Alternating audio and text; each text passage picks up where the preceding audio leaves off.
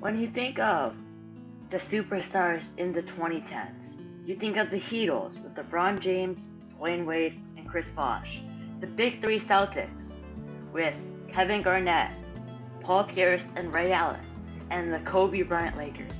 But then there's the 2013-2014 Nets, the worst super team in the 2010s. In the 2013 season, the Nets showed everyone that they were contending right now. They made a blockbuster trade, getting Kevin Garnett, Paul Pierce, and Jason Terry for a bunch of role players and 3 unprotected first-round picks. The Nets assumed that these picks would be really bad because they thought that would be contending.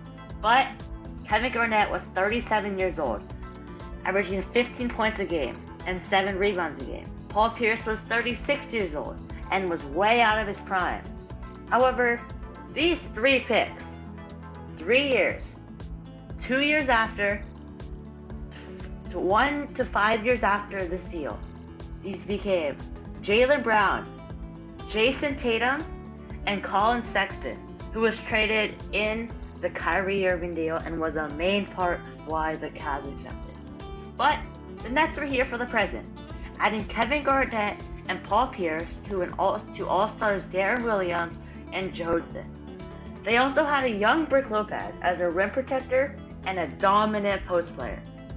Darren Williams was one of the best point guards in the league, in a debate as the best point guard in the whole entire league with Chris Paul a couple of years ago with the Utah Jazz. He was traded in the 2010, offseason for many assets.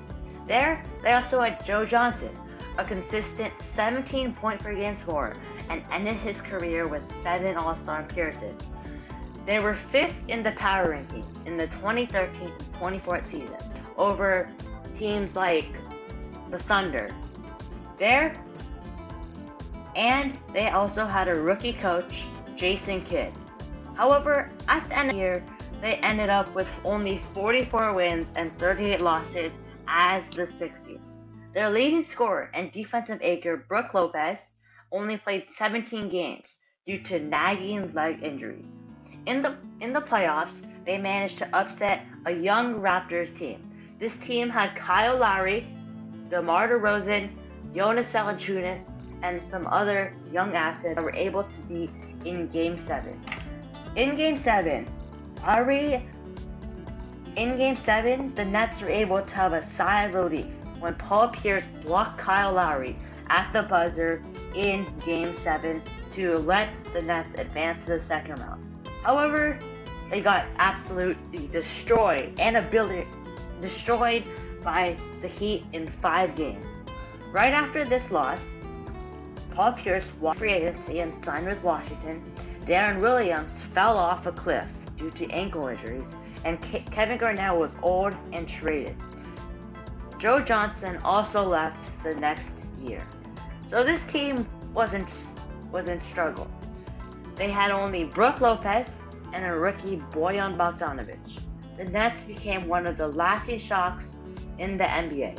Without a future, they tried their best to compete.